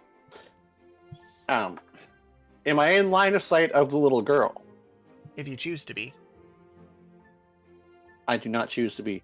you vanish completely. Well, mostly because I'm just going to make my attack roll on the nearest bramble that I can using my crossbow. And I guess you said I get a +2 to that roll? Yes. I was going to give you advantage, but you already have advantage. Technically, how advantage stacking works in this game, which is kind of funny, is if you have two sources of advantage, you get the higher roll on the two. So you would roll with advantage, and then roll another d6, and if it's higher than your advantage, you'd get that one. Yeah, okay. So that's technically... I'll just take the stack. Oh, yeah, because with physical dice, this would be a lot easier, but with words, it gets a little messy. Yeah. All right, so I roll my 2d12, 1d6, +4, and I get a measly 11 with hope. So 11 is what you needed. Go ahead and roll damage. Woohoo! To shoot a plant. I'm surprised you didn't spend a hope to add your gardening feature to this. Yeah, I did not think about that. I should have. I'll keep that in mind for later. Okay, so 2d6 +1. And then I get an additional 2d6 for being tier 2 sneak attack. Yep. To try and make you up to not being 4 people. So that makes me a total of 16 damage. So as you learned from session 0, but a new player may not know this at this point, and my players I ran this through on the weekend certainly didn't. Every 4 damage you dealt jumps to another tangle bramble because they're considered minions. So how many damage was that? 16. So here's what happens. You go fire shoot like fanning a revolver. You fire 4 crossbow bolts in under 3 seconds and just shoot all 4 of them. 4 are dead. And you rolled with hope. You would have to move closer. And you're no longer considered hidden. Right, but the threshold for actually killing a bunch of them goes down significantly, although statistically speaking, it's unlikely I would be able to... So you've killed 4 of them, which means now they only outnumber the guards by 3, which means those guards will probably lose. But they won't lose as hard as they were losing. And that small fire on the penicillin is still growing. Right. I don't know what I can do about that. But I am going to take... does it take an action to move from very far to far range? So because of where you're at right now, yes, it would take an agility roll to make it within range of the next set of them. Well, I mean, I guess I'm just going to... The fire is definitely going to be the guard's problems, but my experience in gardening has let me know that these brambles are not that much of a threat, so I am going to use my agility roll to move within range. Go ahead and roll. A 17 with hope. So, I'm going to go ahead and spend one of my fear here to interrupt you. Ooh. So as you run and get within range, I'm going to spend my first fear to move my brambles closer to you once you're within range, and then I'm going to send my second fear, i.e. my last fear, to have them initiate a group attack. Okay. So, I'm going to go ahead and roll this here dice. 18! Does 18 hit your evasion? Oh, dang it. It does. So you take 6 damage. Until it's next time. Oh, dang it. Now it's not active. It's close, though. So, you're taking... So how much damage should I take? 8 damage. 8 damage, wow. And what happens here is kind of horrifying. You got lucky earlier when you're fighting them as a garden because you didn't know this would happen. But the roots begin to weave together as the 3 brambles kind of form like an exoskeleton around you and start crushing down on your body. Oh. They're now a tangle bramble swarm. You are considered to now have them wrapped around you, but the spotlight is back to you. You're not quite restrained yet, but if they keep weaving and growing around you, you could find yourself restrained shortly. Okay, well, I'm going to spend a hope to activate my Rain of Blades. And make a spellcasting roll to all targets within very close range. Since they hit me, they must be in melee range, They are, but right? they're considered a single target now. Because they went from being a minion to a horde. I'm still gonna do this. I think this is. Alright. Huh. Okay. Yeah, +2 spell. Okay, making my spellcast roll. And, can I apply my gardener feature? Oh, yeah, my amateur I'll allow gardener it. feature? Yeah, this seems like using a circle of knives to cut yourself out of a shrub. Okay. And I roll a measly 9. Wow. 9 with does fear, not by do the way. it. So I'll happily take that fear token, because things were going a little too good for you. Alright, so now that you're wrapped up in the Tangle Bramble Swarm, I get a few powers I get to make. So first, I'm going to attack you with the swarm. Okay. Come on, big money. I need to put some fear in your eyes. 6! Oh! Oh, yeah, I evade that. Like nobody's biz. So I'm going to spend... I took 8 damage, you said? Oh, from the previous one? Yes. Okay. Okay. And if you want to spend armor at that time to blunt it, you could have. No, I didn't bother spending armor. Alright. So, my first attack whiffed terribly, so I'm going to spend my last fear. Normally I'd have to activate a different enemy, but I don't have any left. So I'll get to activate this guy again. Okay. 14. If it meets, it hits? Yep. I am hit. Okay, so you take 9 physical damage here. I got a really good roll. I am going to activate an armor slot to reduce that to a minor damage threshold and only take 1 hit point. Alright, so you're considered to now have a bramble token, which means you are restrained in this location. I see. And you're feeling the roots get thicker and thicker, like it's planning to crush you in about 3 or so tokens. I mean, I think I need to spend another hope with my amateur gardener feature, and just roll for another attack. But this time, I'm just going to attack with my dagger. No, yeah, I'm just going to attack with my dagger. All right. Finesse.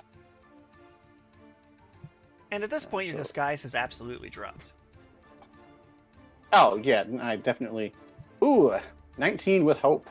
19 with hope. So that'll hit the thing. Go ahead and roll damage, sir. As you're attempting to, like, hedge maze yourself out of being part of the hedge maze. I managed to get 9 damage. So, 9 damage isn't quite enough to cut yourself free of being restrained. There's a certain amount of damage you can do to break free. It is, however, enough to do 2 hit points of damage to it. Considering it was only assembled out of 3 brambles, it's hanging on by a single point. That makes sense. And the spotlight is still Oh, man. I did. I mean, let's just keep this gardening up. Okay. And attack again with my dagger, because I'm not going to spend hope to do the circle of blades. Okay. Ah! A 9 with fear.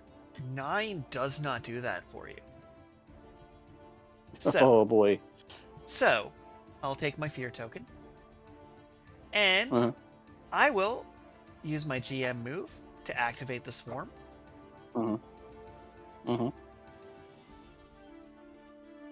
12. A 12 does not hit. All right, spotlight is back to you. As you feel it's trying to crush you, but can't quite get purpose. You're a little slippier than you should be. Well, See what I did there? Slippier.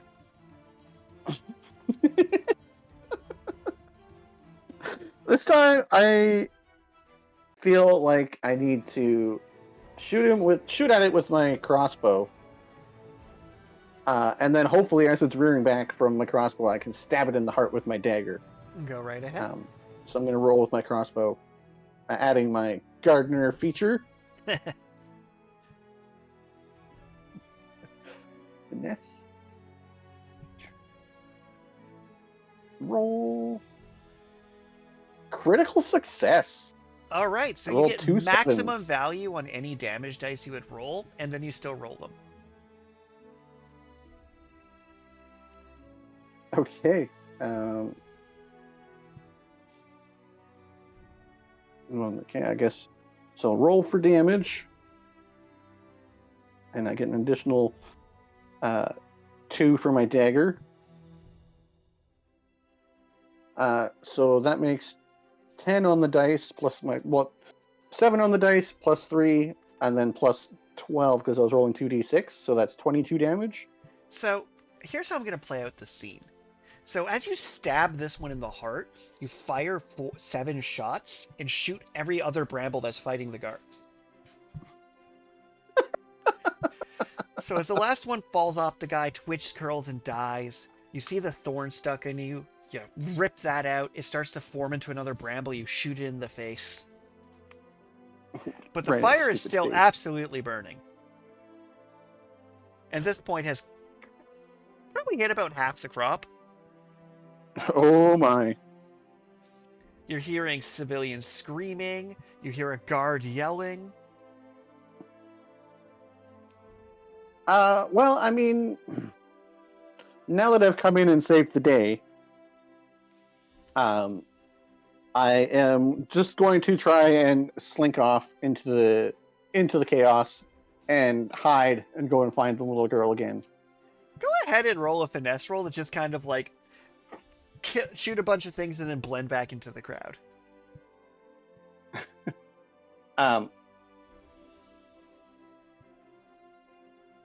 I am also going to activate my uncanny disguise again. All right.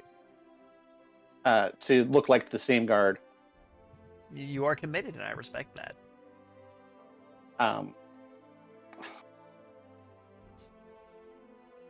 Which it's a finesse roll. Okay, it doesn't really matter. It gives me advantage on presence rolls to avoid scrutiny.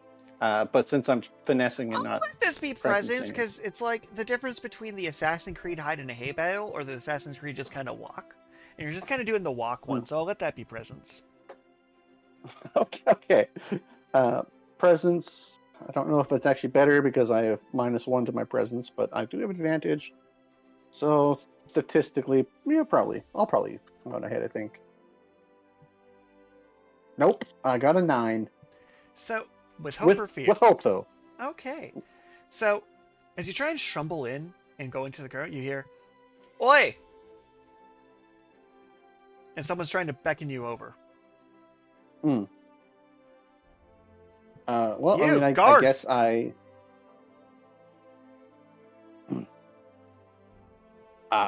will... Are they also a guard? Yes. They seem to be a lieutenant based on their outfit. I mean, I'm just gonna run up to him and see what he needs me to do. Help! Put out some fire! And then a bunch of guards are running with buckets, and they're also running with a bucket to put out the fire. Well, I guess now I have a bucket of water, so I'm gonna go start trying to help put out the fire. Go ahead and roll strength. Strength. 18 with hope. Okay. So you managed to help the guards get the fire under control. Mm. I'm going to go ahead and spend a fear to have you mark a stress. Uh-oh. Okay. And you've met back up with the guards. So what would you like to do now that you put out the fire? I, after putting out the fire, I'm still trying to take advantage of the chaos to slink off and all right, go ahead and roll a presence meet up check, with the please. little girl again. Presence with advantage. A 12 with fear. I'll happily take that fear. So you do manage to slink away yet again. This time they didn't catch you in the fire putting out shuffle. You actually literally hear Lieutenant like, where the heck did that new guard go? Like, visibly confused. But I am going to spend one of my fear to give you a stress. This is... I'm getting pretty stressed out. That is... yeah, you've been pretending to be a fake guard while fighting a battle, putting out a fire, and disguising yourself to a random little girl. But you have made it back to the little girl.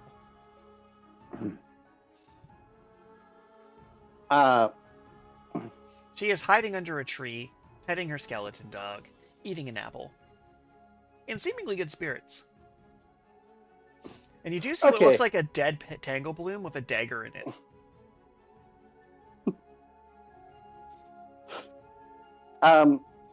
Does this look like an acceptable place to just take a rest? Yeah, you're feeling pretty hidden. A short rest. Yeah, you could probably get away with it. I just need to take a quick little rest here. What's your name, girl? I don't remember.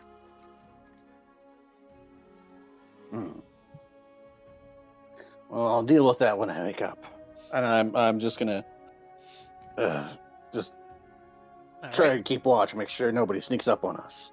So, short rest reminder is you get to choose 2 moves. You can heal a d4 HP plus your tier, clear a d4 stress plus your tier, repair a d4 armor plus your tier, or prepare for the path ahead to gain a hope. If you choose to prepare with one or more members of your party, you each gain 2 hope. For the purposes of this solo adventure, the little girl would count as a member of your party. Okay. Well, I mean... And I get a d4 fear. I am clearing stress. That's what I'm doing.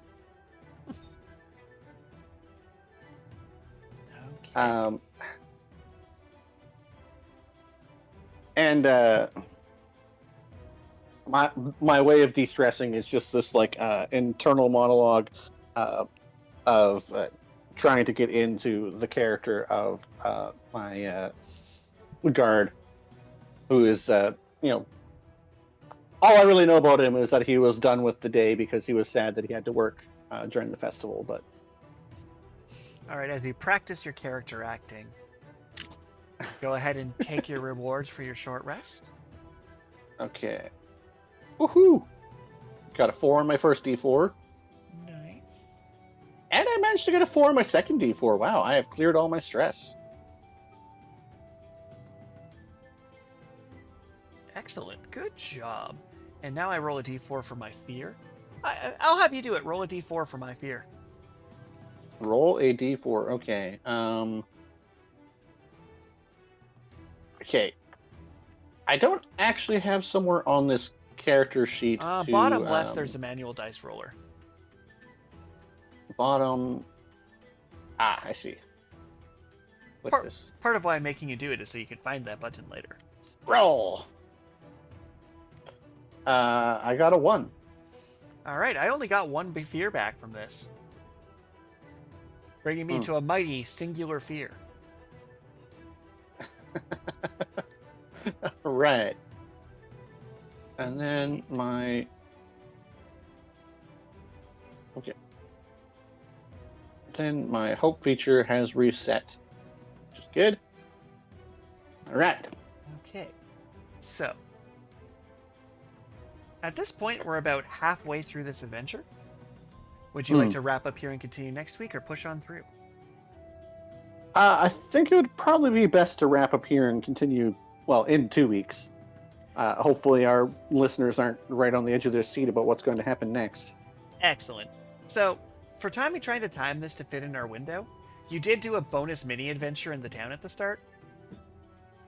Right. But this is a pretty natural spot. At this point, we're at part C of 5. So with that, we're going to go into the post-game chat session. And seems like a natural thing. You're outside the city, planning a secret route in to not be spotted. Spent this entire session disguised as a cat person so far. So, I'm going to give you how this played out up to this point in the story with my other 2 playtest sessions, if you're curious. I am curious. So the first time I ran this was a test session with my editor, responsible for the beautiful formatting that our fans will see when they download the PDF tomorrow when this airs, is that they just died to the blooms outright the first try. Yeah, okay. So that is the reason that the blooms are spent with half of them in far range and half of them in double far range, is originally all the blooms at once with a single player murdered them dead. Yeah, that makes sense. I made one GM error where I'm pretty sure if I've moved all my units, I just kind of have to pass the spotlight back to you and I can't just spend a fear to then move it again because I only have 1 unit left. That was on me. My bad. That was a mistake I made in the moment. So that's all right. The big difference between this and the other times I ran it was I started them in media res on the road already, since a lot of times it followed after the playtest adventure where they're already told to go check out a spire at the end of it. So starting you in the town was largely because you died during the playtest adventure. Ah, right. So that was a bit of a difference from navigating as written, and I didn't account for that, which is on me really. It's like I did account for it but didn't, because like it's literally in here, start the media res so they don't do that. But I'm like, well, Karl wants to do things. I don't have my heart to say no. So the first group just died to the playtest just died to the brambles. The second playtest, they killed the brambles, they ran out and put out the fire immediately, and then proceeded to clear out the brambles. It was a close, tough, intense fight. To the point where it's written in this book that the players go down. We're familiar with your 3 death moves of exit the scene, risk it all, or blaze of glory? Right. I have notes in here to the GM to say, remind your players you're outside of town, there's guards nearby, you will be saved if you die here. Because if someone just starts with this adventure and doesn't do the playtest one first, this would be session 1, and I'm not going to have them die in the first fight of session 1. Right. So when I ran it for my other group, the number of brambles is 4 times the number of players plus 20 minus the death counter. Okay. So for you, that resulted in there being 7 brambles. Where it could have been like, I could have ruled it that it was 11, but I'm like, no, 7 seems about right. Right, that makes sense. But if you had an extra person, it would have been 11. If you had 2 people, it would have been 14. Enough that each person can be attacked by a bramble golem. Right. And then the bramble golems just get 1 hit point per fused bramble. Yeah. Although the rules of written were confusing about that, because the stat block for the bramble golem says 6 HP, but the individual says when they combine, they get HP for each one. So it's a different stat block if I deploy them pre-bramble swarmed. And it took me the first couple playtests to figure that out. Right. And it feels better to have it be the HP equal to the bramble, so if you kill one of the 4, it's not as shanky. Yeah, that makes sense. So when I ran it for my full group, one of my players died to the brambles. And I gave my speech that if you just choose to exit the scene, it's fine. And then they, in an open act of defiance to the idea that I'd even suggested, they choose to roll for it and died. And were just dead. Fair. So I implemented a new house rule that when a character dies, they can give an experience to another party member based on what they went through together. As a way to remember them by. Right. Also, when I ran it for that group, the little girl was a player character instead of an NPC. Huh. Which might have been one of the smoothest ways I've added in a new character for a party member. Right. But like the book is written, the little girl's an NPC. For this one-on-one session, partly it's because they can give you advantage on things, or you can move them around for positioning to kind of move up the damage a bit. But things aren't going to naturally target the little girl NPC. I'm not going to probably kill a small child. Ah, I see. So, as funny as when they crossed the river, they felt the need to kill the serpent, skin it, and take its scales. Okay. But also, they got there at like a 7 on the death counter. I mean, I don't know anything about this serpent. I'm assuming it's one of the glass serpents that you mentioned when I put the notes for the glass river. Yeah, so part of how Daggerheart works is, so the river has a stat block called Raging River. Okay. And on the river stat block, it lists potential enemies, but it has its own features. And its features are, crossing the river requires the party to complete a progress counter of 4. A player who rolls a failure with fear is immediately targeted by an undertow and dragged a medium rage down the river. Wow. And I can spend a fear to summon a glass snake within close range of the chosen PC. The snake appears in or near the river and immediately takes the spotlight to use their spinning serpent action. Oh. So, I spawned in the serpent. I see. And then the serpent can bite you, but the serpent is a 5 hit point creature, difficulty 14, 6 threshold, so it's like a reasonable fight. Arguably, the plant golem's actually more obnoxious than it. Right. But it designed it to be an obstacle.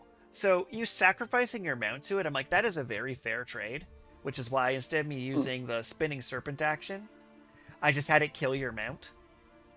Right. Because I didn't feel the need to roll dice for it to eat the mount. I'm like, it just eats the mount. I think he'll be fine with that. He's not going to argue. How much HP should a bear hippo have? You could have. That's true. I could have. And then the serpent would have went for you armor next. Class? So, how'd you feel about putting a D20 counter for a battle going, and then having you cross the... Like, how did you feel about this? I absolutely love the death clock. I don't know if that's specifically a Daggerheart thing. Yeah, they have a whole section on different types of countdowns. So like, it's the counting down for literally how many NPCs is like how I interpreted to use it. But they do recommend rules for setting clocks for things. I think that's something that D&D could use. I mean, it's something you could very easily implement into D&D, but having an actual rule set to give you a basis for how you set up your encounters, because I have found it very difficult to design meaningfully different encounters, besides just like the number of creatures or the types of creatures. It's like, it's nice that there's a clock to be like, hey, you need to try and figure out what actions to perform to stop this clock from ticking down, because when it gets to 0, that's the worst outcome. Yeah, so for this one, like, as it's in the book, when you introduce a countdown, either directly tell the players what you've done so, or imply it through your narration. It's up to you to keep, whether you want to keep the dice visible or not. I love keeping it visible. And then it's like, when designing a countdown, consider 3 elements. Activation, what starts it. Advancement, what advances it. For example, a countdown might advance when a PC makes an action roll, or it might only on certain roll results. And the effect when it ends, for example, a countdown might trigger a powerful enemy attack or a wave of allies arriving to save the day. I kind of use, like, because I'm trying to write these adventures sort of rules as written for the most part. And that was my interpretation of a wave of allies, is the countdown is how many allies are left and how hard the tangle fight. Because the rules always want you to have, like, alternate win conditions in every encounter. So, the river is, you can save the NPC, or you could just ignore them. Right. The choice is, you could fix your cart, or just ignore it. Also, I really enjoy being like, choose one free item that's in your cart. Hey, you want to save the cart? As you can imagine, my full party had more things. Also books, weirdly, that they ended up having to leave behind. That's funny. And the NPC order's a little different, where in this one, in the keep is originally where you met the spy master in this town, but I moved it up earlier. So I had to restructure how that's going to play out for you, which people have to tune in next session to find out. Makes sense. But yeah, the big mechanics I wanted to demo with this are, I use the timers in a few different ways. Like the river literally has that progress counter built into the river stat block of crossing the river requires the party to complete a progress countdown 4. A PC who rolls a failure drowns. They roll a success. If they get 4 successes, they cross the river. Mm. And then a snake. A tier 1 standard serpent. Wow. And yeah, the choice in that one was, do you save the girl or not? But saving the girl will take time, and rolls you use to save the girl don't count as rolls towards crossing the river. But I thought that paired really nicely with the big counter, so I didn't show you the 4-step counter to cross the river, because I thought showing you the big counter ticking down would kind of give you the idea.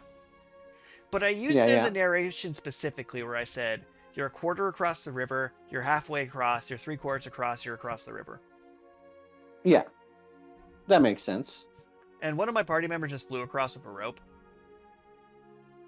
But the joke is, so the fairy flies across the river, while the frog assassin jumps into the river and swims up to the girl, while the spellcasters blast the serpent. But, as we tested with you, had they all just swam across, it would have taken less time. And they would have gotten down faster had they just swam across. So I thought that was personally really amusing to me. That you got there the fastest by just swimming across the river, grabbing the child, continuing to swim across the river, and calling it a day. Where on my second time I ran this, they like doubled back with the cart and found a crossing to go. Like they swam to the girl, swam back to the cart, drove the cart around, found a crossing, and got the cart to the marshes. No wonder they got murderized by the brambles. They got murdered so dead. To the point where I adjusted the brambles, but I wasn't sure I wanted to, because I'm like, no, this is almost as designed for you to be smote there. I leveled up my home game party to level 2, because one of my players had to make a new character on the fly, because they were killed by brambles and refused my offer of mercy. Just outright like, no, you can't. The player you think it is the player. You're not allowed to use their names on this. But the player you think it is, who won Waters Deep, was the one that refused to die. They did win Waterdeep. Well, sorry, they refused to live. Actively refused my offer of survival. But what I learned is, in the time it took everyone to hit level 2, they were able to build a new character to relative success. And it was my favorite way a player's ever introduced a new character ever, because it just walked, the group was doing a funeral, and this character just walked and sat down at the funeral, and just traveled with the group. Okay. And they were like a Wanderborn character, and they're like, oh yeah, I just wander on. I'm a member of the party now. And I'm like, I was prepared to give you I originally offered their new character to each make a connection with each existing party member and just be someone who lives in that town that knew 3 of them. It's like, no, no one knows me. I'm just showing up as this character, and I'm in part of the party, and I'm like, that is a reverse Panacorin. They just joined the party, and it just happened, and then they had, okay. I honestly didn't know how to handle it, because I kept trying to, help them integrate, and there was no reason to, because I just could do nothing. Sometimes just shutting up and what my players do things is one of my weaknesses as a GM. But yeah, and the decision, like I mentioned, how all the fights I try and give 2 choices to. The choice in this fight is, the fire growing kills the brambles, so each turn you ignore it, more brambles die, but also pisses off everyone in the town because your supplies are being burned. So people will be much nicer to you if you put out the fire swiftly. Right. You didn't get too bad because you ended the fight in 4 turns. So that was 4 less brambles you had to fight. Because there was 4 of them hidden. Like I said, you were somewhere between 7 and 11 of them. Yeah, okay. So there was 4 camouflage brambles you didn't have to fight because they burned to death. But this town just lost its opium supply, which is not good for the town. And we'll see how that plays out on the next session, but we got a few more minutes here to wrap up. So what are your closing thoughts now that I largely monologued about my design thoughts? Okay. Well, I mean, like I said, my closing thoughts are, I love the countdowns. I think they're excellent addition. aside from that, like I don't know, like I've definitely enjoyed the freedom of how to approach things. Like you say, like it's like I just swam across the river, grabbed the girl, and went on with just the different ways that characters and players handle these situations is interesting for sure. Well, what's funny is I was gossiping about you with one of my friends yesterday.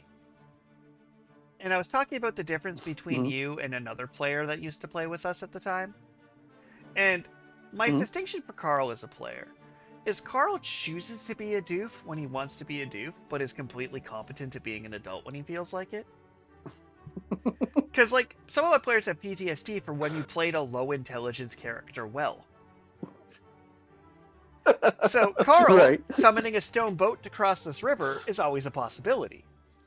But you're like, no, I'm just going to swim across the river times a factor I need to get there. I'm like, this is such prudent choices happening right now. Where it's funny because you're like, no, I'm going to stop in this town. I'm like, oh man, I tried to teleport you out of the town and you blocked me. All right, this is happening now. Well, I got the all-important, hopefully not ruined by the water, snap powder. So that's... So I pretty much just had to like pick an item from the table to be like, okay, what would make sense? I think I could actually have you swap that out with a stamina potion instead. Another stamina potion? Yeah, I feel like you'd appreciate having a stamina potion. See, I already have a stamina. I really do like the snap powder. Oh, then you can keep it. I thought this was a passive-aggressive jive at your freebie. no, I love it. I like I said, I'm going all in on this stress build. I am curious, though, how close were you to dying? Because I'm trying to keep these fights intense, but this is also theoretically the first fight of the campaign. And I did put in, like, you can take a short rest, but you have to fight 2 more brambles as, like, a straight-up threat to my players after you fight the snake. So, as a quick technical note, I'm sure you'll be fine with this, but I didn't realize rolling a 4 on my clearing stress, I also get to add my tier, which is 2. So it's 6. So it would be 6. So I didn't actually need to spend the second action clearing more stress. Oh, you can take a hope or fix an armor or fix an HP. I'm going to fix an HP, 10 to wounds. But yeah, how close were you to dead? Not super. I had marked 3 points of hit points, and I had marked 6 stress points. Okay, it's so 3 out of 6 hit points, and 6 out of 8 stress points. Okay, because it's the stress that would have got you in some trouble. So how this creature works is it does a d6 plus 3 for its basic thorns, and each one of those gives you a bramble token. 1 bramble token restrains you. 3 make you vulnerable. If you try and roll finesse to remove a bramble token, it spawns a tangle bramble. If you do severe damage to the plant swarm, it clears one of these tokens. When you have 3 or more bramble tokens, I get to do 2d6 plus 8 direct physical damage, so you can't use armor on it to crush you. Ooh. So that's what killed my player was, I managed to roll a 20. Okay. So as you mentioned, you had 6 hit points left? I went into the fight with full hit points, and they dealt 3 damage to me throughout the course of the fight. Yeah. So that could have done another 3 damage to you pretty easily with just 1 more roll of the dice. So I don't think it would have killed you. But it would have been rough. Like, there's definitely a version of this first fight where you can die. I think the real thing is, had you got there and had to fight another 4 trebles, that would have been a different story. Oh, yeah. My best roll tonight was the multi-kill 4 brambles in one go. I like how I didn't even cheat with that. It's literally, the bramble is defeated when it takes any damage. Free 4 damage a PC deals to a tangle bramble. Defeat an additional minion within range the attack would have succeeded against. Yeah. Although the group attack's weird, because it's spend a fear to choose a target, spotlight all triangle brambles with a close range, the minions move into melee range, and make a shared attack roll. So it's like I spend fear to move them, and then I, like, cloop you. Because their expertise is on they literally have an expertise on being camouflaged. So it's like, yeah, no, I'm gonna have to plant jump out and. Right. So I am curious to know if we would have got through the entire thing had we not did that opening prologue. Maybe. So for next week, we'll finish it up and then see where we are from there, if we end up going to the next adventure or not. Right. But with that, thank you everybody for tuning in to the adventures of Frog, Leroy Von Wolfholm, and or Elroy, depending if you're the feds. Also, the idea that you've stayed stealthed as a guard to this kid the entire time is just so amusing to me. And I'm really curious to see where this long con goes.